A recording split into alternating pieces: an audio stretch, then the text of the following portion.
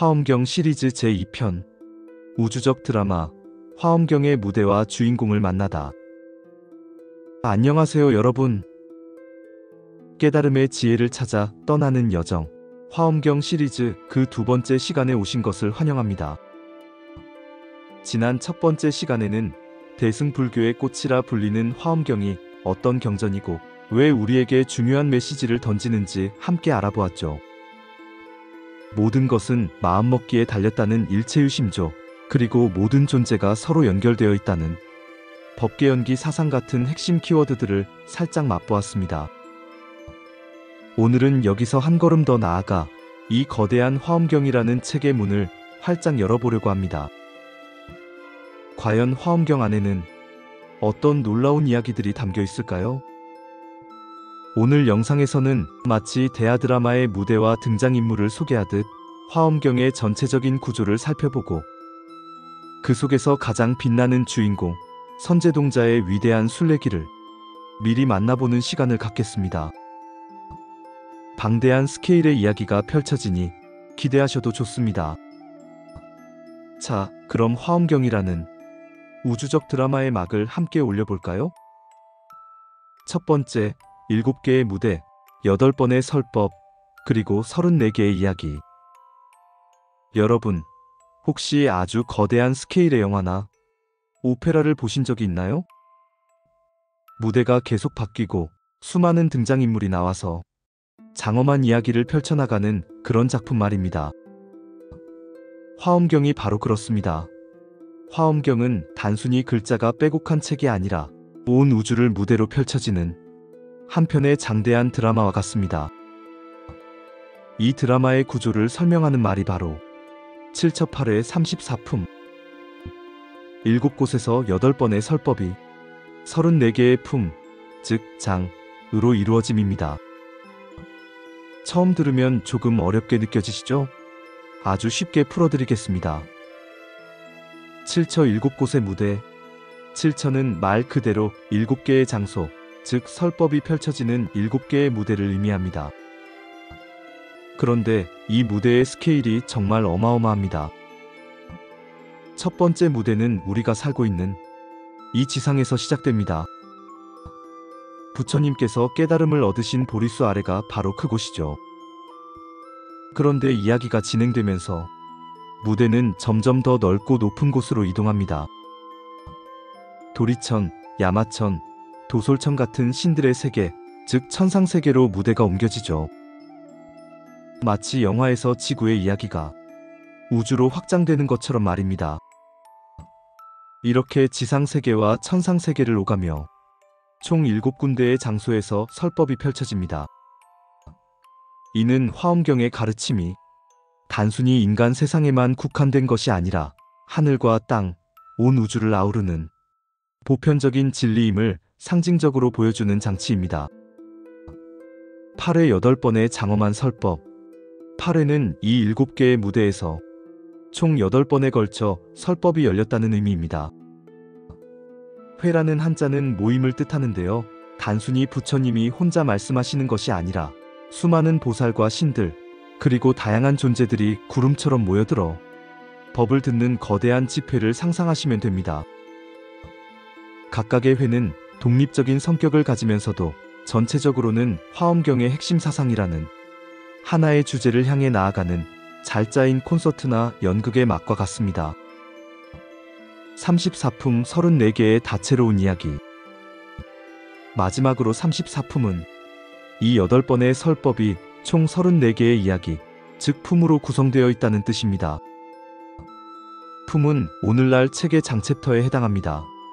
이 34개의 이야기 속에는 화엄경의 깊고 넓은 사상들이 다채로운 비유와 상징, 그리고 흥미로운 이야기들을 통해 펼쳐집니다.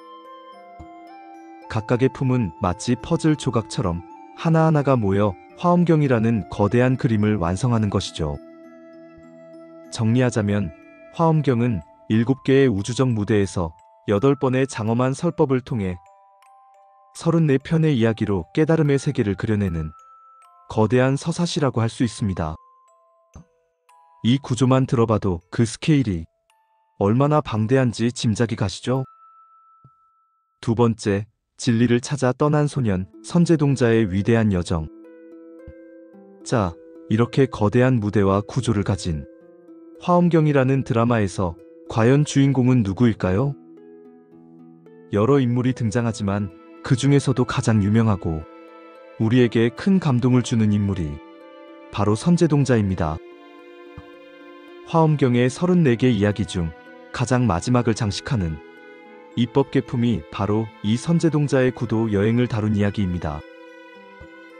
입법계품은 진리의 세계로 들어가는 이야기라는 뜻으로 선제동자라는 한 순수한 소년이 깨달음을 얻기 위해 스승을 찾아 떠나는 길고 긴 여정을 그리고 있습니다. 이 이야기는 마치 한 편의 감동적인 성장 소설이나 로드 무비와 같습니다. 이야기는 이렇게 시작됩니다. 문수보살의 가르침을 받은 선제동자는 진정한 깨달음, 즉 보살의 길을 알고자 길을 떠나라는 조언을 듣습니다. 그리고 그는 한치의 망설임도 없이 곧바로 길을 떠납니다. 그가 만나야 할 스승은 무려 53명, 바로 53선지식입니다. 선지식이란 나를 좋은 길로 이끌어주는 스승이나 친구를 의미합니다. 그런데 여기서 정말 흥미로운 점은 선제동자가 만나는 53명의 스승들이 결코 평범하지 않다는 것입니다.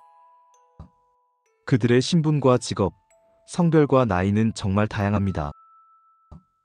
그 중에는 수행자인 비구와 비구니, 학식이 높은 장자, 나라를 다스리는 왕도 있습니다. 하지만 뱃사공, 의사, 향을 파는 상인, 심지어는 아름다운 유녀나 어린아이, 그리고 여러 신들도 그의 스승이 됩니다. 이것이 우리에게 주는 메시지는 무엇일까요? 바로 깨달음과 진리는 특정한 사람이나 장소에만 있는 것이 아니라는 것입니다.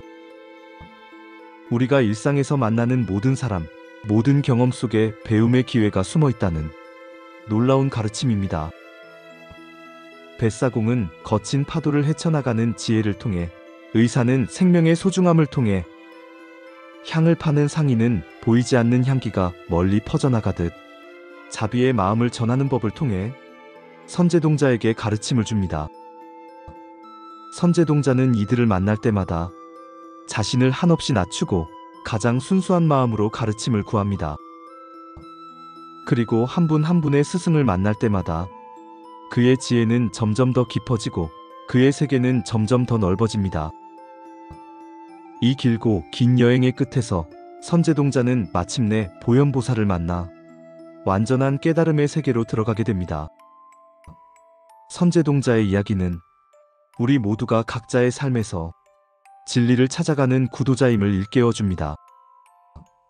비록 우리는 53명의 스승을 찾아 떠나는 긴 여행을 하지는 않더라도 일상 속에서 만나는 가족, 친구, 동료, 심지어는 나를 힘들게 하는 사람들까지도 모두 나의 스승이 될 수 있다는 열린 마음을 가지게 합니다. 마무리하며 앞으로 펼쳐질 이야기에 대한 기대.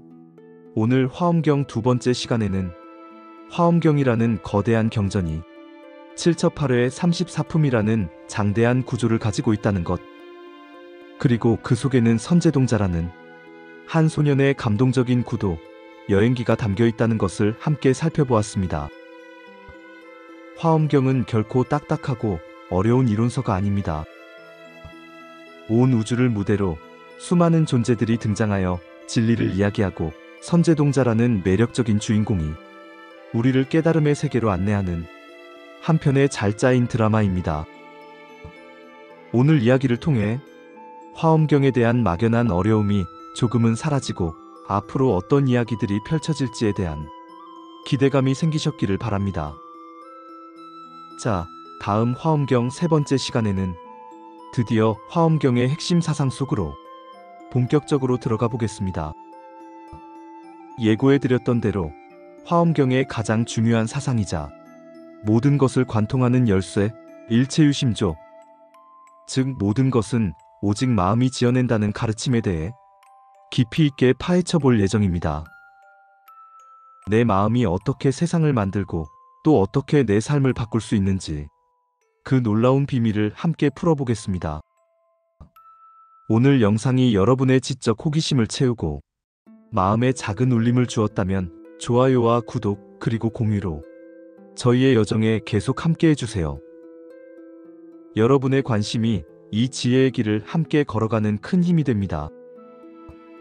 시청해주셔서 감사합니다. 다음 시간에 더욱 흥미로운 이야기로 찾아뵙겠습니다.